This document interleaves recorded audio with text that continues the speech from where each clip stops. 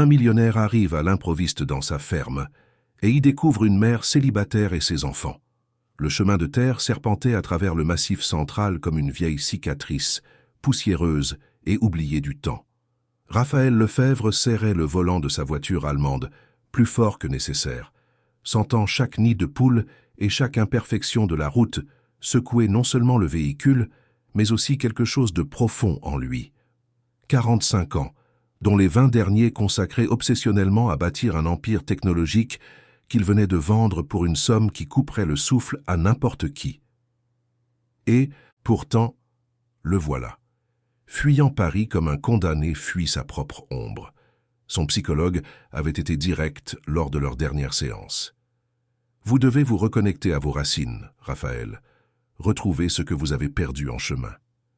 Les mots résonnaient dans sa tête tandis que les monts d'Auvergne se dressaient autour de lui, imposants et indifférents à sa souffrance. La ferme de ses grands-parents, 15 ans sans y mettre les pieds, 15 ans depuis qu'il les avait enterrés et s'était juré de ne jamais revenir dans ce lieu qui représentait tout ce qu'il avait rejeté. La vie simple, le rythme lent, la pauvreté digne que sa famille avait toujours portée avec fierté. Mais maintenant, avec des millions sur son compte en banque et un vide dans la poitrine qui semblait capable de l'engloutir tout entier, Raphaël ne savait plus ce qu'il cherchait. Peut-être la paix, peut-être juste un endroit où se cacher de sa propre vie.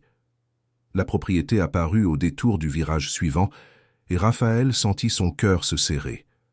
La clôture en bois avait besoin de réparation, mais elle tenait encore debout. Les châtaigniers que son grand-père avait plantés des décennies plus tôt avaient poussé à l'état sauvage, leurs branches tordues pointant vers le ciel bleu d'automne. Et la maison. La vieille maison en pierre et en bois, avec sa grande terrasse couverte et son toit de tuiles rouges que son grand-père réparait chaque année avant les pluies. Mais quelque chose n'allait pas. Raphaël freina brusquement, soulevant un nuage de poussière ocre. La maison ne devrait pas être comme ça. Propre, entretenue.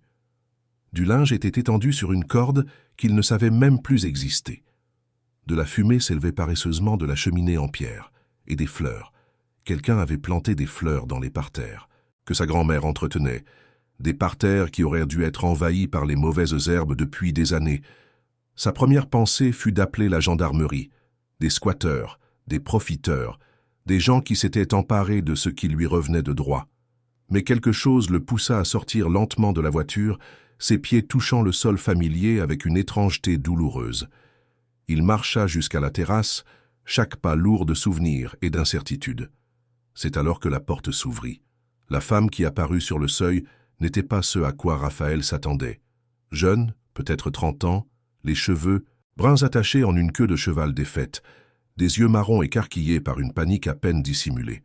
Dans ses bras, un bébé qui ne devait pas avoir plus de quelques mois pleurnichait doucement. Et agrippée à sa jupe en coton usé, une petite fille aux yeux immenses et effrayés observait Raphaël comme s'il était un monstre sorti d'un cauchemar. La femme fit un pas en avant, se plaçant entre Raphaël et les enfants dans un geste instinctif de protection. Sa voix sortit rauque mais ferme.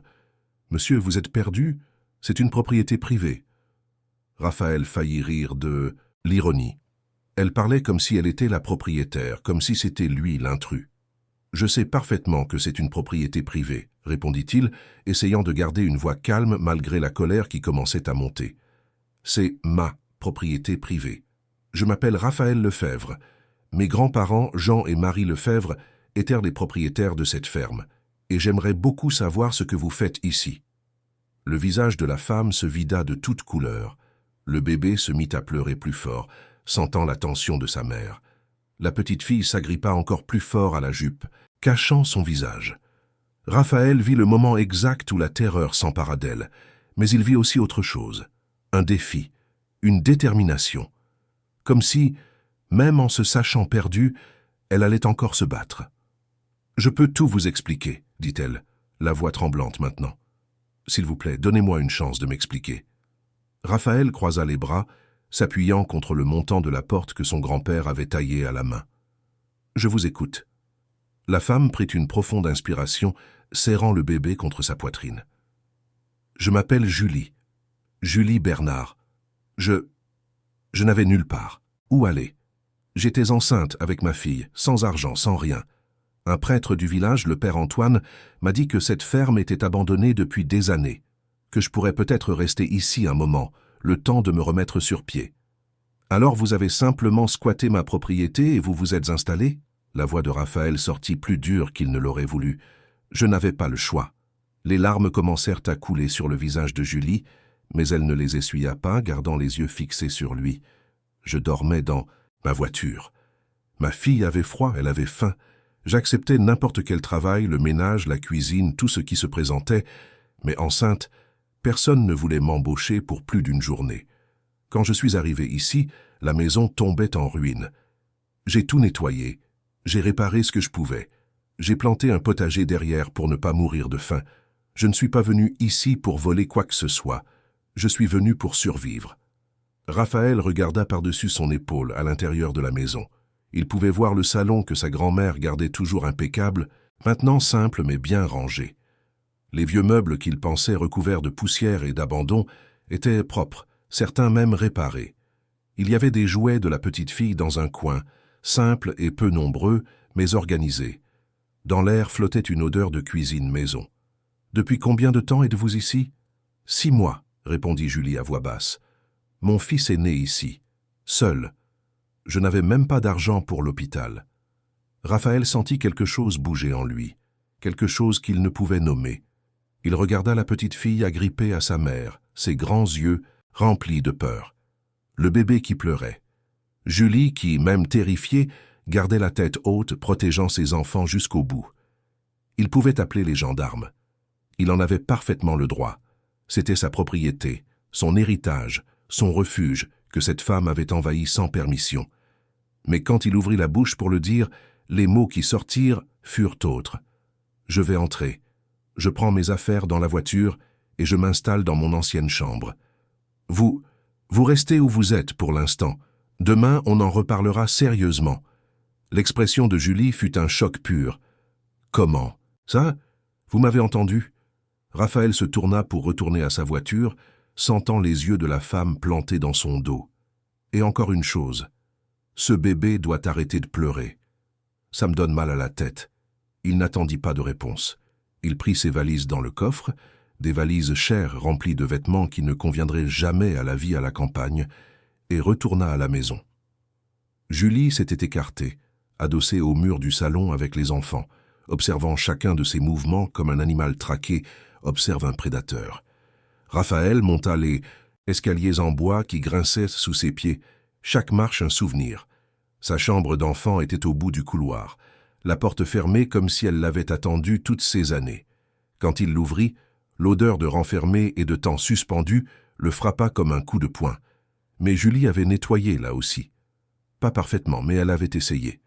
Les fenêtres étaient fermées, le lit avait encore les vieux draps, mais le sol était balayé, les toiles d'araignée enlevées. Il laissa tomber ses valises et s'assit sur le lit, écoutant les vieux ressorts protester.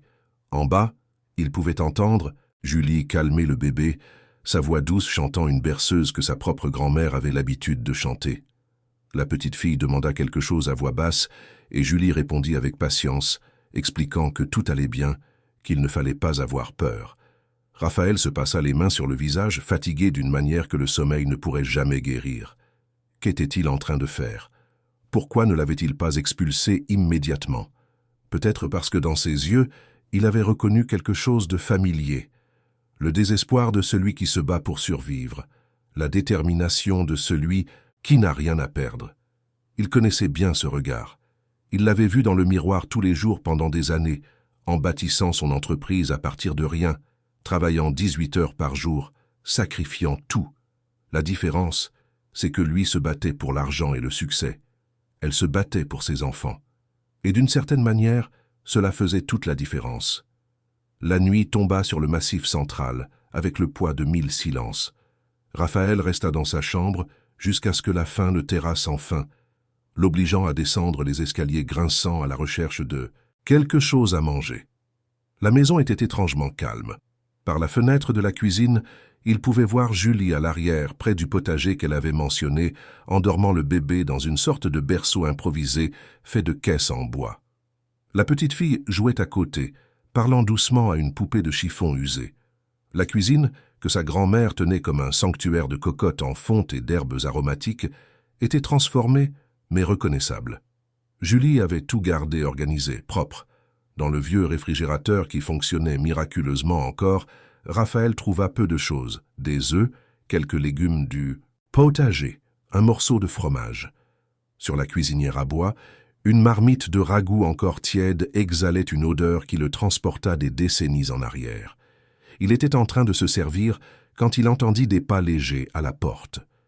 Julie s'arrêta à l'entrée de la cuisine, hésitante, les mains jointes devant elle, dans une posture défensive. « Les enfants dorment, dit-elle doucement. J'ai laissé à manger de près. Vous pouvez vous servir. » Raphaël la regarda vraiment pour la première fois. Le visage fatigué, les cernes profonds, les mains rêches de celle qui travaille dur, mais aussi la dignité dans sa posture, l'éclat têtu dans ses yeux qui refusèrent de montrer une faiblesse totale. « Asseyez-vous, dit-il, se surprenant lui-même. Il faut qu'on parle. » Julie hésita, mais finit par tirer une chaise, en gardant une distance de sécurité. Raphaël servit 2 assiettes de ragoût avec du riz qu'il avait trouvé et mit des œufs à frire.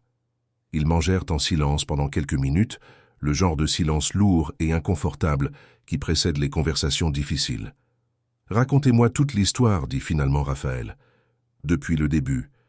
J'ai besoin de comprendre comment vous êtes arrivé ici. » Julie posa sa fourchette, les yeux fixés sur son assiette. « Je suis né à Lyon, famille simple. À 20 ans, j'ai rencontré un homme. Je pensais que c'était l'amour. Je me suis mariée, enceinte de Laura, ma fille aînée. Au début, tout allait bien, mais ensuite, il a commencé à boire. Et quand il buvait, il devenait violent. Raphaël vit ses muscles se tendre au souvenir. J'ai tenu 5 ans, 5 ans à prendre des coups, à entendre des insultes, à vivre dans la peur. Mais quand il a levé la main sur Laura, quand j'ai vu ma fille, de 4 ans recroquevillée dans un coin, terrifiée par son propre père, j'ai su qu'il fallait que je parte, peu importe comment. Vous avez porté plainte? Auprès de qui? Julie eut un rire amer. Les gendarmes qui disent qu'on ne se mêle pas des histoires de couple? Sa famille qui a toujours pensé que j'exagérais? Ma propre mère qui est morte quand j'avais 18 ans, et mon père qui a disparu avant même ma naissance? J'étais seul. Et le deuxième enfant? Demanda Raphaël, bien qu'il sût déjà qu'il n'aimerait pas la réponse. Julie ferma les yeux, respirant profondément avant de continuer. Un soir, il est rentré plus saoul que d'habitude. J'avais mis un peu d'argent de côté en cachette, je prévoyais de m'enfuir. Il l'a découvert. Il est devenu fou furieux. Il m'a enfermé dans la chambre. Ça a été la pire nuit de ma vie. Quand j'ai réussi à sortir, j'ai découvert que j'étais de nouveau enceinte. Raphaël sentit la colère brûler dans sa poitrine, mais garda une voix calme. « Et vous vous êtes enfui.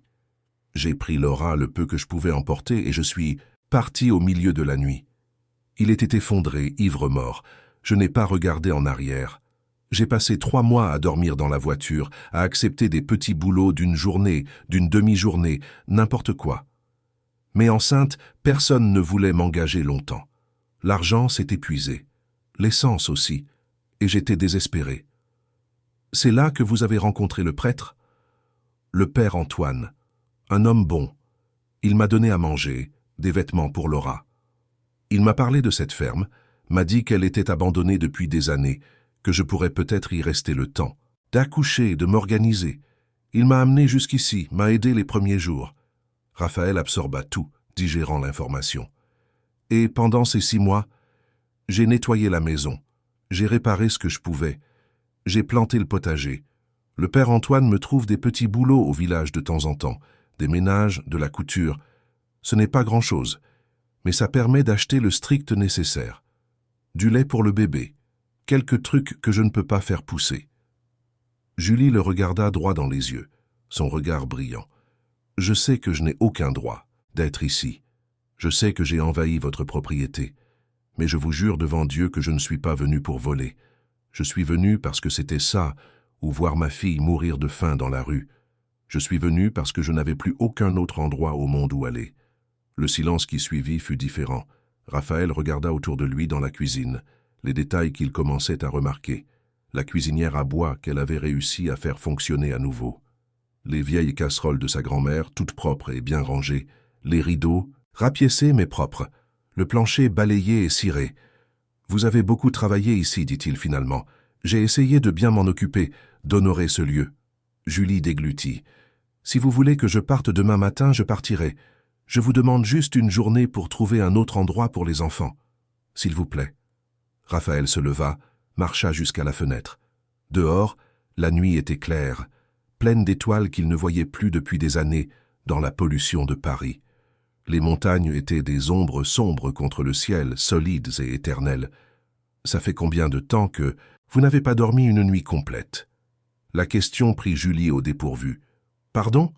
Depuis que vous vous êtes enfui, ça fait combien de temps que vous dormez sans avoir peur de vous réveiller et de le voir là, sans avoir peur d'être expulsé, de ne pas avoir à manger le lendemain, de ne pas avoir un toit sur la tête de vos enfants ?» Julie resta silencieuse si longtemps que Raphaël crut qu'elle ne répondrait pas. Quand sa voix s'éleva, elle était étranglée par l'émotion. « Je ne me souviens pas de la dernière fois que j'ai dormi en paix. » Raphaël se tourna pour lui faire face. « Restez. »« Comment ? » ?»« Restez. Pour l'instant. J'ai besoin de temps pour réfléchir, pour décider de ce que je vais faire de cette propriété, de ma vie. En attendant, vous et les enfants pouvez rester. Mais avec des règles. » Julie se leva si vite que la chaise faillit basculer. « N'importe quelle règle, ce que vous voudrez. Je vous promets que vous ne le regretterez pas. Je peux aider pour tout, le ménage, la cuisine, m'occuper du potager. » Raphaël leva la main, interrompant le flot de promesses désespérées. « Premièrement, arrêtez de m'appeler monsieur. Je m'appelle Raphaël. Deuxièmement, chacun s'occupe de ses affaires. Je ne suis pas venu ici pour être votre patron ou votre sauveur. Je suis venu chercher la paix, et il se trouve que vous étiez sur mon chemin. » C'est tout. Mais Julie ne semblait pas pouvoir contenir son soulagement. « Merci. Merci, Raphaël. Je vous jure que vous ne le regretterez pas. Je peux payer un loyer. Pas beaucoup pour l'instant, mais dès que je trouverai plus de travail, je ne veux pas de votre argent. » Raphaël retourna à table, soudainement épuisé. « Je veux juste du silence, et que ce bébé arrête de pleurer toute la nuit. » « Ce sont ses dents qui poussent, » expliqua rapidement Julie. « Je lui donne de la tisane à la camomille, ça aide un peu. Désolé si ça vous a dérangé. » Raphaël fit un geste de la main pour clore le sujet. « Je vais me coucher. Demain, on verra comment tout ça va fonctionner. » Il monta les escaliers sans se retourner, mais il pouvait sentir le regard de Julie le suivre, rempli d'une gratitude qui le mettait mal à l'aise.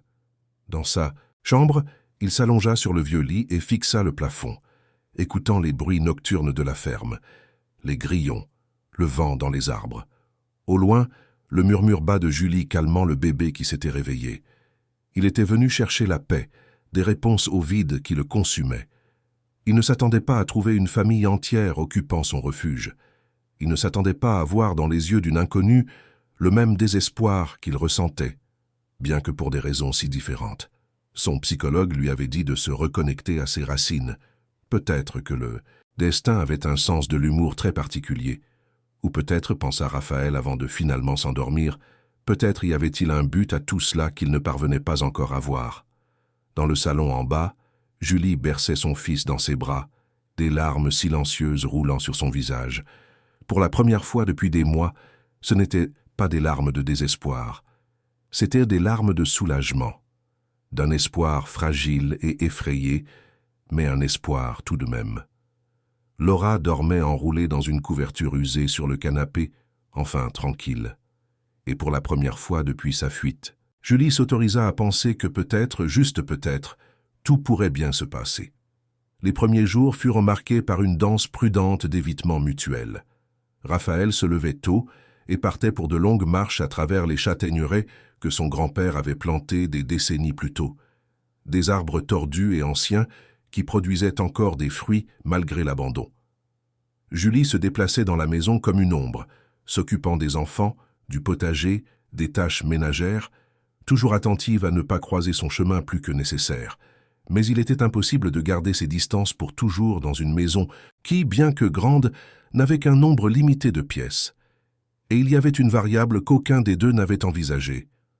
Laura. La fillette de 5 ans ne portait pas le poids de la situation comme sa mère. Pour elle, l'arrivée de Raphaël était moins une menace qu'une fascinante curiosité. Le 3e jour, alors que Raphaël revenait d'une de ses promenades, il la trouva assise sur une marche de la terrasse, sa poupée de chiffon sur les genoux, l'observant de ses grands yeux solennels. « Salut », dit-elle simplement, comme s'il reprenait une conversation mise en pause.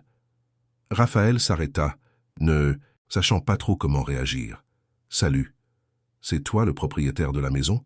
La franchise enfantine le prit au dépourvu. « Oui. Maman a dit que tu es très important, que tu as beaucoup d'argent. Ta mère parle trop. » Laura secoua la tête, sérieuse. « Non, elle ne parle presque pas, seulement quand je lui pose des questions. Elle est très silencieuse depuis que papa s'est fâché. » Raphaël sentit quelque chose se nouer dans sa poitrine. Il s'assit sur la marche à côté d'elle, en gardant une distance respectueuse. « Et toi? Tu es silencieuse aussi. » « Parfois. » Laura serra sa poupée plus fort. « Mais c'est ennuyeux d'être silencieuse tout le temps. J'aime bien parler. Maman dit que je pose trop de questions. Ce n'est pas mal de poser des questions. Alors je peux te poser des questions ?» Raphaël hésita. Avant de pouvoir réfléchir, il répondit « Tu peux ». Le sourire qui illumina le visage de la petite fille fut comme un soleil perçant les nuages. « Pourquoi tu as une montre si jolie? Pourquoi tes vêtements sont différents? Pourquoi tu ne manges pas avec nous? Tu n'aimes pas la cuisine de maman? Elle cuisine très bien. Et pourquoi tu te promènes tout seul dehors? Ce n'est pas ennuyeux d'être tout seul? » Les questions déferlaient, et Raphaël se surprit à rire pour la première fois depuis des mois. « Une à la fois, d'accord ?» Laura hocha la tête avec enthousiasme, et c'est ainsi que commença une amitié improbable. La fillette le cherchait tous les jours, apparaissant avec des questions infinies sur tout, sur les arbres, sur les oiseaux, sur le monde au-delà de ces montagnes qu'elle connaissait à peine. Et Raphaël, étonnamment, se découvrait en train de répondre, de discuter et même de jouer. Ce fut Laura qui le convainquit de dîner avec eux pour la première fois. Elle apparut dans sa chambre au crépuscule, frappant timidement à la porte. « Raphaël, maman a fait des pâtes, c'est très bon. Tu viens manger avec nous? S'il te plaît. » Comment refuser ses yeux suppliants? Raphaël descendit et trouva la table mise avec simplicité, Julie clairement surprise et nerveuse de sa présence. Le bébé dormait dans un couffin improvisé dans un coin du salon. Ils mangèrent d'abord en silence, seuls, Laura bavardant sur sa journée, sur le papillon qu'elle avait vu dans le potager, sur l'histoire qu'elle avait inventée pour sa poupée. Peu à peu, la gêne se dissipa. Julie commença à se détendre, s'autorisant même à sourire lorsque Laura raconta quelque chose de particulièrement drôle. Raphaël se surprit à l'observer, remarquant comment son visage entier changeait quand elle souriait, comment des années de souffrance semblaient s'effacer un instant. Après le dîner, Raphaël proposa de faire la vaisselle. Julie protesta, mais il insista et ils se retrouvèrent côte à côte à l'évier, elle lavant et lui essuyant, dans un rituel domestique qui lui était complètement étranger. De toute sa vie d'adulte, il n'avait jamais fait la vaisselle. Il avait toujours eu des femmes de ménage, des restaurants chers, une ex-femme qui s'occupait de ses choses avant de le quitter. « Tu t'entends bien avec Laura » dit Julie doucement, les mains plongées dans l'eau savonneuse. Elle n'a pas beaucoup de gens à qui parler. Au village, les autres enfants l'évitent. Ils la trouvent bizarre parce qu'elle vit ici, loin de tout. Elle n'est pas bizarre. Elle est intelligente, curieuse. Elle tient ça de moi? Julie eut un sourire triste. Je posais aussi 1000 questions quand j'étais petite. Ma mère disait que j'allais devenir chauve à force de réfléchir. Et c'est arrivé? Julie rit, un son authentique qui les surprit tous les deux. Pas encore, mais la journée n'est pas finie. Ce fut un petit moment, insignifiant peut-être. Mais quelque chose changea cette nuit-là. Une barrière avait été franchie. Les jours suivants, la cohabitation devint plus naturelle.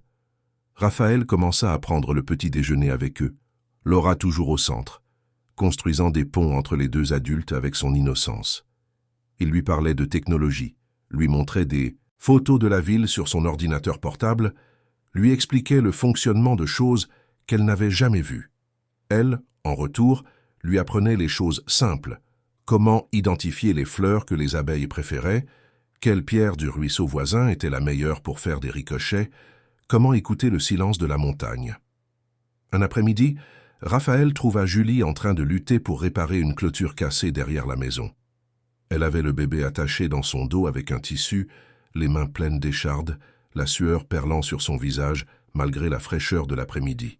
« Laisse-moi t'aider, » dit-il, prenant le marteau de ses mains avant qu'elle ne puisse protester. Ils travaillèrent côte à côte tandis que le soleil descendait, Laura jouant à proximité, cueillant des fleurs sauvages. Julie montrait à Raphaël comment son grand-père lui avait appris à faire des clôtures qui durèrent des décennies, et il fut surpris par sa force, par la détermination qui émanait de chaque mouvement. « Tu as appris tout ça toute seule ?» demanda Raphaël, enfonçant un clou avec plus de force que nécessaire. « J'ai dû apprendre. » Julie essuya la sueur de son front. « Quand tu n'as personne, soit tu apprends, soit tu meurs. » La simplicité brutale de cette affirmation le frappa. Il la regarda vraiment, ses mains calleuses, ses épaules courbées à force de porter des fardeaux, ses yeux qui avaient en vue trop de choses pour quelqu'un de si jeune. Et il vit de la force.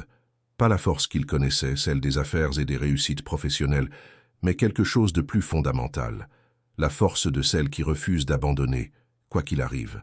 « Tu es plus forte que tu ne l'imagines, » dit-il sans réfléchir. Julie s'arrêta, le regardant avec surprise. « Je ne suis pas forte, je suis juste têtue. Il y a une différence. »« Ah oui ?»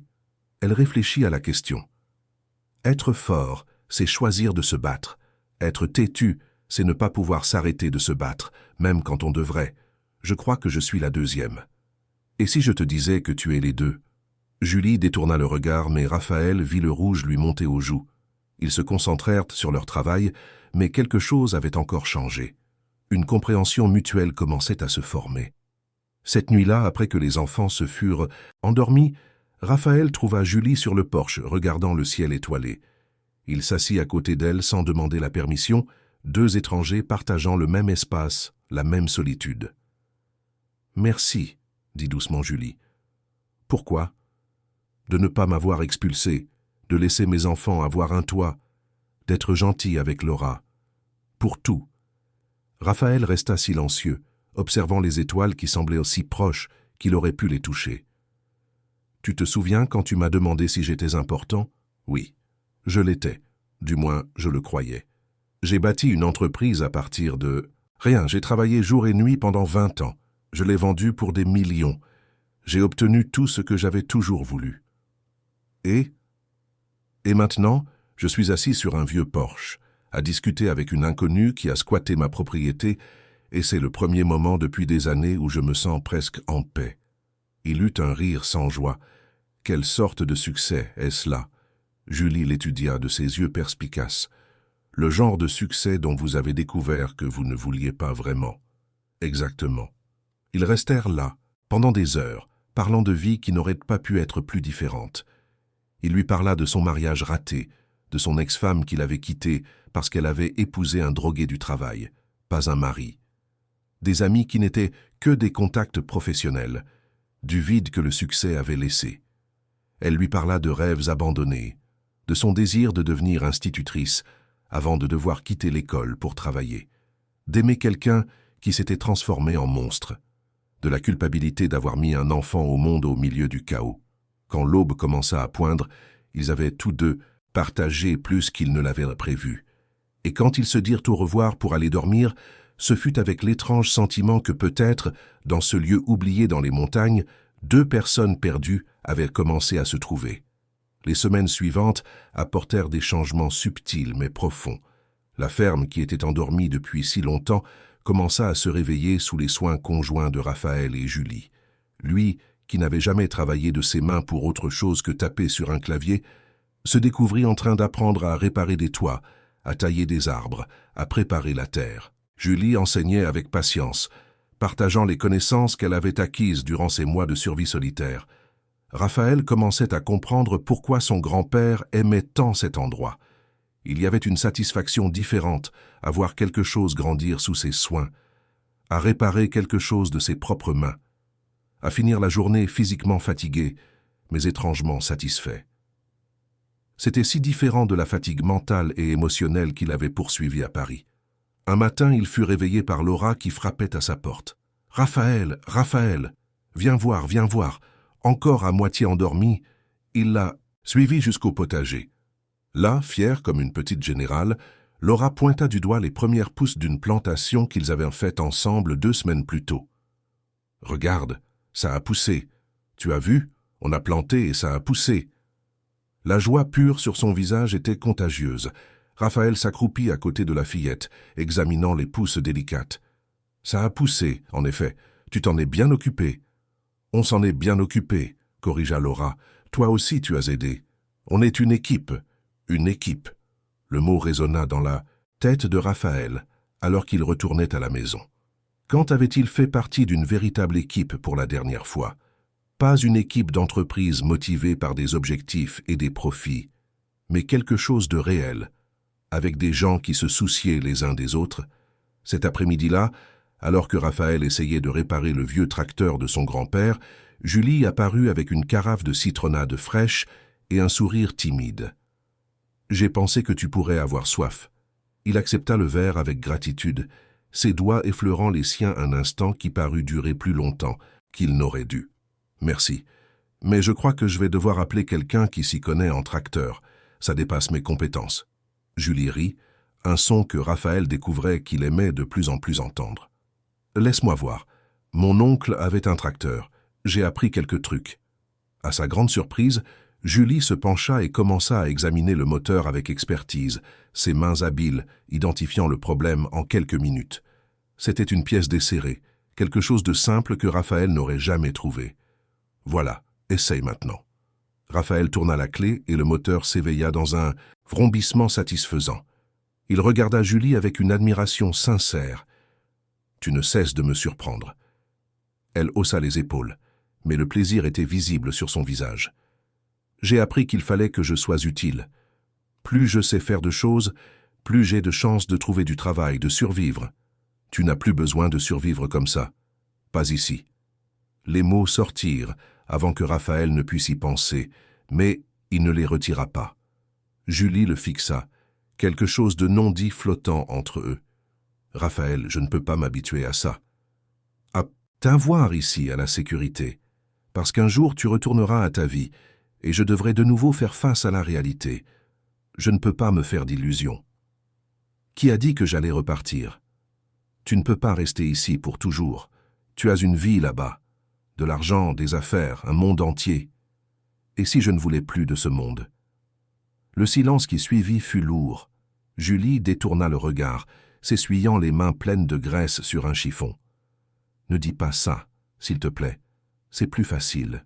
Quand je sais que tu vas partir, c'est plus difficile si je commence à croire que tu pourrais rester. » Raphaël voulut dire quelque chose, mais le bébé se mit à pleurer dans la maison, et Julie utilisa cette excuse pour fuir la conversation. Il resta là, la regardant partir, se demandant à quel moment exactement cette femme et ses enfants étaient devenus si importants pour lui. Les jours se transformèrent en semaines et une routine confortable s'installa. Raphaël se levait tôt, prenait son café avec la famille qui n'était pas la sienne mais qui commençait à y ressembler, travaillait à la ferme pendant la journée, dînait avec eux le soir. Laura était devenue son ombre, posant toujours des questions, partageant toujours ses découvertes. Le bébé qu'il avait découvert s'appelait Michel, se mit à sourire en le voyant, tendant ses petits bras pour être pris. Un soir, Julie lui demanda de l'aide pour donner le bain à Michel. Le bébé s'était couvert de terre en mangeant dans le potager et elle avait besoin d'une paire de mains supplémentaires.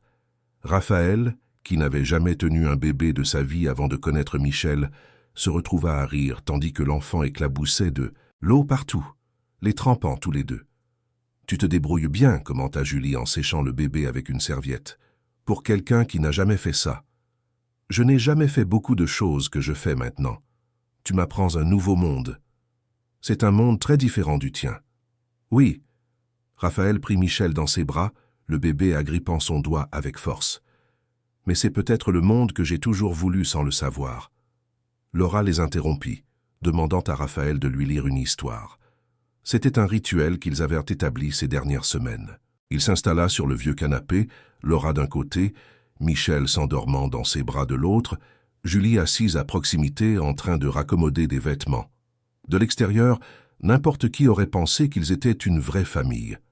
Et peut-être, pensa Raphaël en lisant des histoires de dragons et de princesses à une fillette aux yeux brillants, peut-être était-il en train de le devenir. Le week-end suivant, le père Antoine leur rendit une visite surprise. Julie devint visiblement nerveuse, présentant rapidement Raphaël avant de se retirer dans la cuisine sous prétexte de faire du café. « Alors, vous êtes le propriétaire. »« Du domaine, dit le prêtre, étudiant Raphaël de ses yeux sages. Julie m'a parlé de vous. Et qu'est-ce qu'elle a raconté? Que vous l'avez laissée rester, que vous avez été bon avec elle et les enfants, mais aussi qu'elle a peur. Peur de quoi? De s'habituer, de croire qu'elle peut avoir ça. Qu'un jour, vous allez vous réveiller, réaliser que vous vous occupez de la famille d'une inconnue et que vous voudrez retrouver votre ancienne vie. » Raphaël but le café que Julie avait apporté, les mots du prêtre faisant écho à ses propres pensées. « Et si je ne veux pas de mon ancienne vie ?» Le prêtre sourit. « Alors vous devez le lui dire. » Clairement, Julie a passé trop de temps sans pouvoir faire confiance à personne. Elle a besoin de certitude, pas de possibilité. Après le départ du prêtre, Raphaël trouva Julie à l'arrière de la maison étendant du linge sur la corde. Michel dormait dans sa poussette à l'ombre, Laura jouait avec des cailloux à proximité. C'était une scène si ordinaire, si domestique, et pourtant elle toucha quelque chose de profond en lui. « Julie !» Elle se retourna, et il vit la tension sur son visage. Le prêtre a dit quelque chose. Il a raconté quelque chose de mal. « Non. » Raphaël s'approcha, choisissant ses mots avec soin. « Mais il m'a fait réfléchir à certaines choses, à ce que je fais ici, à ce que je veux. » Julie agrippa un vêtement avec une telle force que les jointures de ses doigts blanchirent. « Vous avez décidé de partir. »« Non, j'ai décidé de rester. »« Quoi ? » ?»« Je veux rester. Je veux faire revivre cette ferme. Je veux me réveiller le matin et voir le soleil se lever sur ces montagnes. Je veux apprendre à faire du pain comme mon grand-père. Je veux entendre Laura poser 1000 questions tous les jours. Je veux... » Il s'arrêta, déglutissant. « Je veux être ici, avec vous. » Des larmes se mirent à couler sur le visage de Julie. « Vous ne pouvez pas dire ces choses. Vous ne pouvez pas me faire y croire pour ensuite changer d'avis. Je ne changerai pas d'avis. Tout le monde change d'avis. Tout le monde s'en va. Pas moi. » Raphaël prit ses mains, les sentant trembler. « Regarde-moi, j'ai passé 20 ans à construire une vie dont j'ai découvert que je ne voulais pas. J'ai tout sacrifié pour de l'argent et un succès qui ne signifie rien. Et puis je suis arrivé ici et je t'ai trouvé, te battant pour tes enfants, transformant une maison abandonnée en un foyer. J'ai trouvé quelque chose de réel. Je ne vais pas abandonner ça. » Julie sanglota et Raphaël la prit dans ses bras. Elle résista un instant avant de se laisser aller contre lui, des années de tension cédant enfin. Ils restèrent ainsi de longues minutes jusqu'à ce que Laura apparaisse enlaçant leurs jambes et que Michel se réveille en réclamant de l'attention. Cette nuit-là, après que les enfants se furent endormis, ils s'assirent de nouveau sur le porche, mais cette fois, quand leurs mains se touchèrent, ce ne fut pas un accident. Et quand Julie admit enfin qu'elle commençait aussi à ressentir quelque chose pour lui, Raphaël sut qu'il avait trouvé ce qu'il était venu chercher dans la ferme de ses grands-parents. Ce n'était pas la paix, ce n'était pas des réponses, c'était un sentiment d'appartenance, un but, c'était l'amour. 2 mois s'étaient écoulés depuis l'arrivée de Raphaël à la ferme. La propriété était méconnaissable. Les châtaigneraies avaient été taillées et soignées, promettant une récolte abondante. Le potager s'était agrandi, les nourrissant non seulement eux, mais fournissant également des produits à vendre au marché du village le samedi. Le tracteur fonctionnait, la maison était entièrement rénovée, et même les anciennes ruches que le grand-père de Raphaël entretenait avaient été réactivées, produisant un miel doré et parfumé. Mais le plus grand changement était invisible. C'était la façon dont ils se déplaçaient ensemble, comme une unité. La façon dont Julie souriait plus facilement. Comment Raphaël avait troqué ses costumes coûteux contre de simples chemises de travail et des bottes pleines de terre. Comment Laura l'appelait maintenant Raph, et comment Michel tendait ses petits bras vers lui en criant « Papa », un mot qui faisait fondre le cœur de Raphaël à chaque fois. Ils étaient une famille, non par le sang ou les papiers, mais par choix. Et ça, Raphaël l'avait découvert, était plus fort que tout. Ce fut par un après-midi d'automne, avec le ciel peint d'orange et d'or, que Raphaël prit une décision. Il était allé au village plus tôt, avait parlé à un notaire tout préparé. Maintenant, assis dans le bureau de la ferme qu'il avait transformé en un espace fonctionnel, il tenait un dossier contenant des documents qui allaient tout changer. Julie était dans la cuisine en train de préparer le dîner quand il l'appela. Elle apparut sur le seuil, s'essuyant les mains sur un torchon, curieuse. « Il faut que je te parle. C'est important. » Quelque chose dans son ton l'inquiéta. « Il s'est passé quelque chose? Tu vas bien? »« Je vais très bien. Mieux que je ne l'ai jamais été. » Raphaël prit une profonde inspiration. « Mais je dois régler une question qui me tracasse. » Julie s'assit, les mains jointes, sur ses genoux attendant. « Cette ferme est à moi par héritage, mais ces derniers mois, c'est toi qui t'en es occupé, qui l'as retransformée en un foyer. Toi et les enfants méritez la sécurité.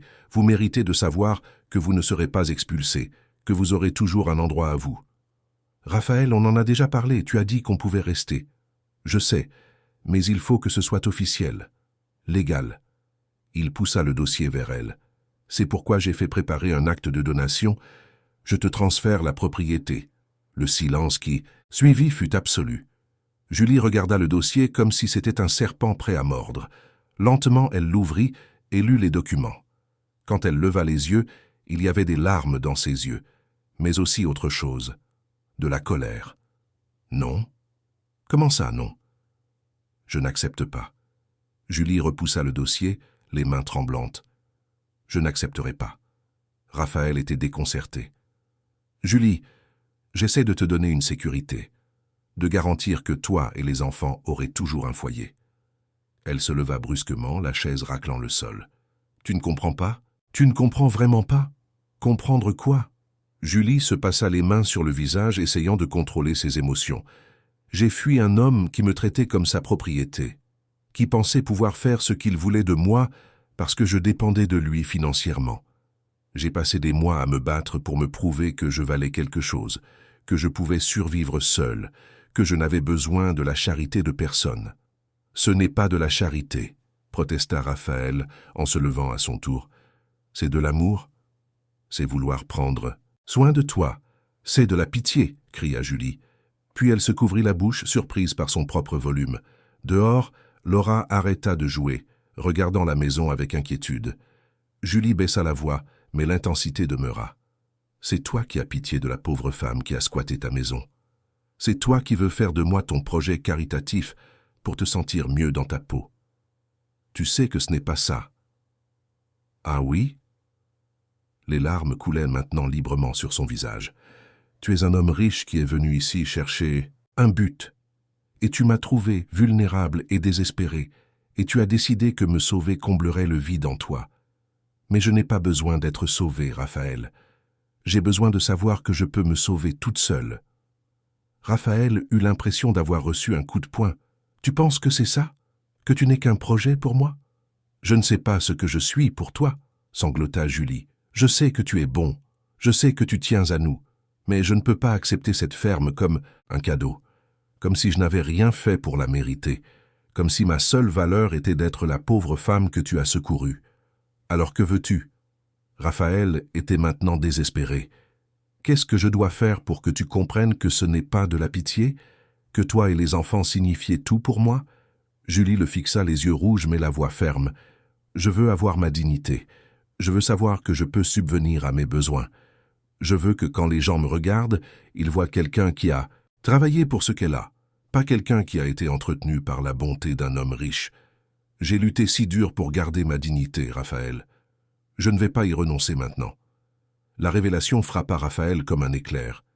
Il avait passé tant de temps à réfléchir à la manière de l'aider qu'il n'avait jamais envisagé qu'elle ne voulait pas être aidée de cette façon. Que pour Julie, accepter la propriété serait admettre qu'elle avait besoin d'être sauvée. Ce serait perdre la seule chose qu'elle avait réussi à garder intacte à travers toute sa souffrance, son amour-propre. « Désolé, dit-il finalement, la voix rauque. Tu as raison, je n'avais pas compris. Je pensais faire ce qu'il fallait, mais je ne faisais qu'imposer ma solution sans écouter ce dont tu avais vraiment besoin. » Julie se rassit lourdement, épuisée par l'explosion émotionnelle. « Je sais que tes intentions étaient bonnes, mais je ne peux pas accepter. Pas comme ça. » Raphaël resta silencieux de longues minutes, réfléchissant.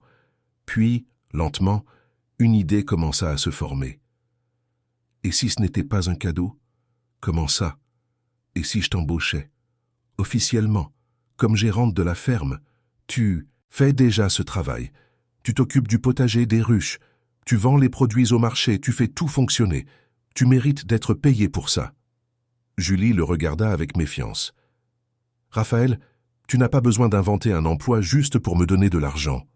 Je n'invente rien. Raphaël s'anima à cette idée. Je suis sérieux. Je ne connais rien à la gestion d'une ferme productive. Toi, si. Tu as appris, tu t'es adapté, tu l'as fait prospérer.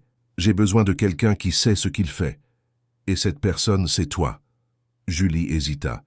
Avec un vrai salaire, un contrat légal, un salaire juste au prix du marché, un contrat avec tous les droits du travail, et une part des bénéfices sur la vente des produits, puisque c'est toi qui fais tout tourner. Et la maison. Tu vis ici parce que tu es la gérante de la propriété. Le logement fait partie des avantages. Il l'étudia attentivement. Est-ce que ça préserve ta dignité? Julie réfléchit un long moment.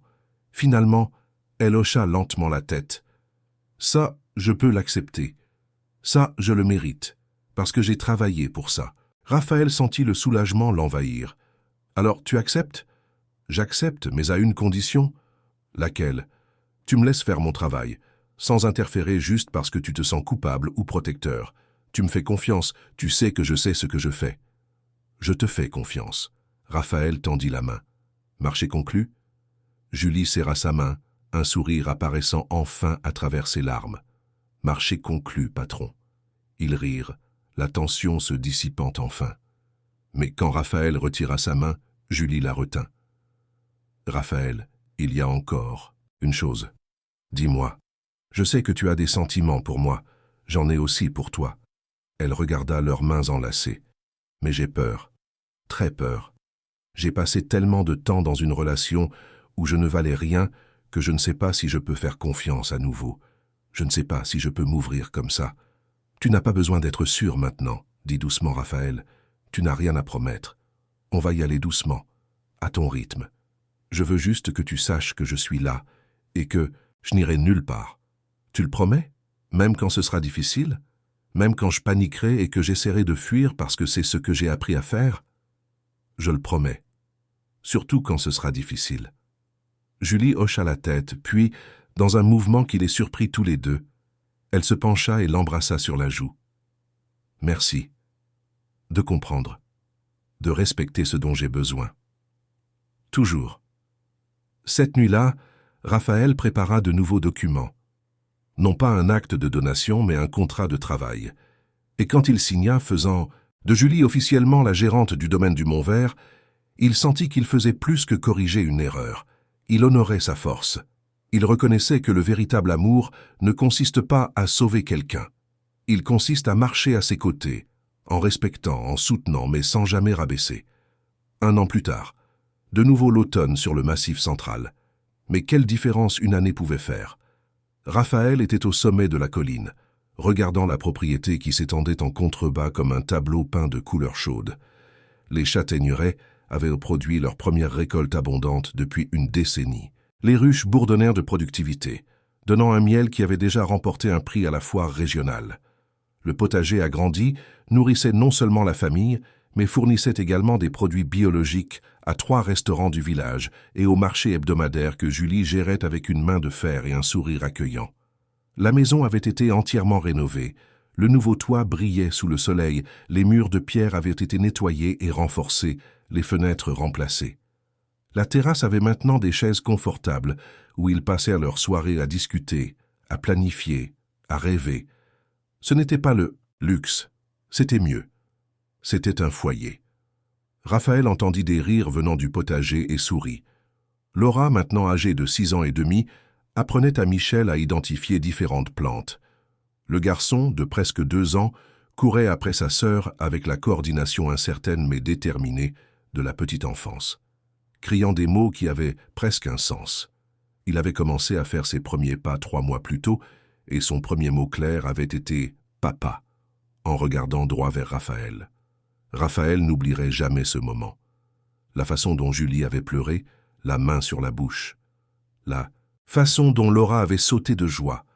Et la façon dont lui-même avait senti sa poitrine se serrer d'un amour si intense que c'en était douloureux. « Papa !» Michel le vit et se mit à courir vers le haut de la colline, ses petites jambes travaillant dur. Raphaël s'accroupit et ouvrit les bras, attrapant le garçon quand il arriva enfin, tournoyant avec lui, tandis que Michel riait de plaisir. Laura les rejoignit peu après, n'étant plus la fillette timide et effrayée d'il y a 1 an. Elle s'était épanouie, avait pris confiance, s'était fait des amis à l'école du village. Elle posait toujours 1000 questions par jour, mais maintenant elle avait aussi des histoires à raconter, des aventures à partager. « Raph, tu as vu ?» Michel a presque bien dit « courgette ». J'essayais de lui apprendre. « Il y est presque », acquiesça Raphaël en ébouriffant les cheveux du garçon. « Bientôt il parlera plus que toi. »« Impossible », déclara Laura avec la certitude absolue de l'enfance. « Personne ne parle plus que moi. Maman le dit tout le temps. »« Et ta mère a raison, » dit Julie en arrivant du chemin qui menait aux ruches. Elle avait du miel sur les mains et un sourire sur le visage qui faisait battre le cœur de Raphaël à chaque fois. Le dîner dans 1 demi-heure. Allez vous laver ces mains sales. Les enfants coururent vers la maison, laissant Raphaël et Julie seuls au sommet de la colline. Il l'attira contre lui, et elle s'appuya naturellement, quelque chose qui avait mis des mois à se produire. Le processus pour que Julie réapprenne à faire confiance, à s'ouvrir, à croire qu'elle pouvait être aimée sans condition, avait été lent et parfois douloureux. Mais chaque instant en avait valu la peine. « Comment s'est passée la réunion avec les gens du nouveau restaurant ?» demanda Raphaël. « Très bien, ils veulent acheter toutes les tomates et les herbes qu'on pourra produire, et ils sont aussi intéressés par l'huile de noix quand on commencera la production à plus grande échelle. » Julie se tourna pour lui faire face, la fierté évidente. « On va devoir embaucher de l'aide. Je ne peux pas tout gérer toute seule. Tu as déjà commencé à chercher ? Le père Antoine connaît 2 femmes qui ont besoin de travail. Je pensais les recevoir la semaine prochaine. » Elle hésita. « Si tu es... » « D'accord, bien sûr. C'est ta propriété. »« Notre propriété, » corrigea Raphaël. « Et tu es la gérante. La décision te revient. J'ai confiance en ton jugement. » Son sourire fut radieux. « Merci. » Ils restèrent là quelques minutes de plus, regardant le coucher de soleil peindre le ciel d'orange et de rose. Raphaël pensa au nombre de fois où il avait vu le coucher de soleil depuis la fenêtre de son bureau à Paris, sans même vraiment le regarder, notant simplement que la journée était finie et qu'il travaillait encore. Maintenant, chaque coucher de soleil était un événement, quelque chose à apprécier, à partager. « Tu regrettes ?» demanda soudain Julie. « Quoi ? » ?»« Tout ça. D'avoir abandonné ta vie à Paris. L'argent, le succès, tout. » Raphaël la tourna pour lui faire face, tenant son visage entre ses mains. « Jamais. Pas une seule seconde. Cette vie-là m'a donné de l'argent. Mais elle m'a coûté tout ce qui comptait. Cette vie-ci, » il fit un geste vers la ferme, vers la maison où les enfants jouaient, « m'a donné tout ce que l'argent ne pourra jamais acheter. » Julie l'embrassa doucement, et Raphaël pensa à la patience dont il avait fait preuve, respectant son rythme, lui permettant de guérir des traumatismes du passé. Et comment 6 mois plus tôt, elle était finalement venue vers lui et lui avait dit qu'elle était prête. Prête à faire confiance, prête à aimer, prête à croire qu'il n'allait pas partir. Ils s'étaient mariés 1 mois plus tard, lors d'une cérémonie simple à l'église du village. Le père Antoine avait officié, les quelques personnes qu'il connaissait étaient revenues, et Laura avait été la plus fière des demoiselles d'honneur, avec Michel portant maladroitement les alliances sur un petit coussin. Pas de luxe, pas d'ostentation, juste un amour sincère et la bénédiction d'un nouveau départ. Ils redescendirent main dans la main vers la maison. La table était mise, simple mais accueillante. Les enfants étaient déjà assis, impatients. Ils dînèrent ensemble, parlant de leur journée, faisant des plans pour le lendemain, riant des blagues de Laura et des tentatives de Michel de participer à la conversation. Après le dîner, Raphaël aida à donner le bain aux enfants, devenu un expert pour manœuvrer Michel, qui détestait rester immobile. Il lut des histoires à Laura qui insistait toujours sur le fait qu'il avait la meilleure voix pour raconter des histoires de dragons. Il mit Michel au lit, le garçonnet s'agrippant à son doigt en fermant les yeux. Quand il rejoignit enfin Julie sur le porche, elle tenait 2 verres de vin, regardant les étoiles. Il s'assit à côté d'elle, et elle se blottit contre lui, sa tête sur son épaule. Tu sais ce qui est drôle, dit Raphaël après un long silence confortable. Quoi? J'ai passé 20 ans à bâtir un empire. J'ai travaillé jusqu'à l'épuisement. J'ai sacrifié mon mariage, mes amitiés, ma santé. Tout pour réussir, pour être riche, pour prouver que je valais quelque chose. Et puis j'ai découvert que j'étais complètement vide, que j'avais tout ce que je pensais vouloir et que ce n'était rien. Il regarda la maison, où les enfants dormaient en sécurité. J'ai dû retourner à l'endroit que je m'étais juré de ne plus jamais revoir. J'ai dû perdre tout ce que je croyais important pour trouver ce qui compte vraiment. Julie leva la tête pour le regarder. Et qu'est-ce qui compte? Ça. Raphaël l'attira plus près. Toi. Les enfants. Cette vie simple qui me laisse fatigué mais comblé. Me réveiller le matin en sachant que je vais travailler la terre, voir Laura apprendre, voir Michel grandir, dîner avec ma famille, m'asseoir ici avec toi à regarder les étoiles. Il sourit. La vraie richesse n'était pas dans les millions sur mon compte en banque. Elle était de t'avoir vu tomber du ciel, envahir ma propriété et mettre ma vie sens dessus dessous. Julie rit à travers ses larmes. Je ne suis pas tombé du ciel. J'étais désespéré et sans option. Tu as sauvé ma vie autant que j'ai sauvé la tienne. Peut-être même plus. Tu m'as appris ce qui est vraiment important. Tu m'as appris que l'amour ne réside pas dans les grands gestes, mais dans les petits moments, dans la dignité, dans le respect, dans le choix de rester même quand c'est difficile. Elle l'embrassa de nouveau, plus profondément cette fois. « Je t'aime », murmura-t-elle. « J'ai mis du temps à le dire, mais c'est vrai. Je t'aime. J'aime cette vie. J'aime me réveiller en sachant que je suis en sécurité, que mes enfants sont en sécurité. » « Mes enfants ?» Raphaël nota le pluriel. Julie sourit mystérieusement. « Michel est ton fils autant que le mien. Tu es le seul père qu'il connaisse, le seul dont il se souviendra. » Les larmes revinrent. « Merci. De l'aimer comme s'il était le tien. D'aimer Laura comme si elle était la tienne. De m'aimer malgré tout le bagage que j'ai apporté. »« Ce n'est pas malgré, » corrigea Raphaël. « C'est grâce à. Tout ce que tu as traversé a fait de toi ce que tu es. Et j'aime ce que tu es.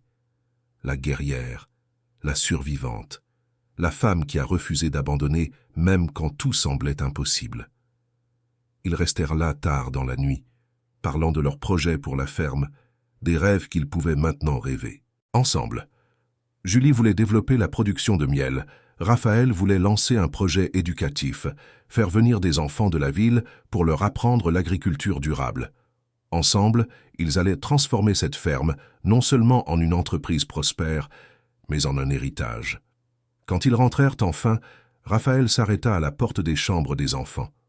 Laura dormait, serrant contre elle la poupée de chiffon qu'elle avait apportée à son arrivée, mais maintenant entourée d'autres jouets, de livres, signe d'une enfance qui pouvait enfin être heureuse. Michel était sur le dos, les bras en croix, complètement détendu et en sécurité. Raphaël sentit Julie le rejoindre, observant leurs enfants dormir. « Ça en valait la peine, dit-elle doucement. Toute la souffrance, toute la peur, ça valait la peine pour arriver jusqu'ici. Ça en valait la peine pour moi aussi, acquiesça Raphaël. Tout ce que j'ai traversé, tout ce que j'ai perdu, ça valait la peine pour te trouver. Pour trouver ça. » Et tandis qu'ils fermaient doucement la porte et se dirigeaient vers leur propre chambre, Raphaël réfléchit au voyage extraordinaire qui les avait menés là. Il était venu chercher la paix et avait trouvé un but. Il était venu fuir le vide et avait trouvé la plénitude. Il était venu seul et avait trouvé une famille. La vie avait une drôle de façon de nous donner exactement ce dont nous avons besoin au moment où nous nous y attendons le moins. Et parfois, la plus grande des richesses se déguisait en une femme désespérée avec 2 enfants, occupant une maison abandonnée, luttant pour sa survie et sa dignité. Raphaël s'endormit cette nuit-là avec Julie dans ses bras, le son lointain de Michel marmonnant dans son sommeil, Laura rêvant probablement de ses aventures, et un sentiment de gratitude si profond que sang était presque une prière. Il avait retrouvé le chemin de la maison, et il avait découvert que le foyer n'avait jamais été un lieu. Il avait toujours été les personnes que nous choisissons d'aimer, et qui choisissent de nous aimer en retour. Fin de l'histoire. Chers auditeurs, nous espérons que le parcours de Raphaël et Julie a touché vos cœurs autant qu'il a touché le nôtre en le racontant. C'est une histoire sur la découverte de la vraie richesse dans les endroits les plus inattendus, sur la dignité, l'amour et le courage de recommencer. Si ce récit a résonné en vous, nous vous invitons à vous abonner à notre chaîne pour ne manquer aucune des histoires émouvantes que nous préparons. Laissez un pouce bleu si vous croyez que le véritable amour se construit sur le respect et le partenariat. Et partagez dans les commentaires. Avez-vous déjà dû repartir de zéro? Comment s'est déroulé votre parcours? Vos histoires nous inspirent à continuer à vous proposer des récits qui célèbrent la force de l'esprit humain. Chaque jour, nous publions des contenus qui explorent les complexités de la vie, de l'amour et des relations humaines. N'oubliez pas d'activer la cloche pour être notifié. On se retrouve pour la prochaine histoire et merci de faire partie de cette communauté qui croit au pouvoir transformateur des histoires. À bientôt!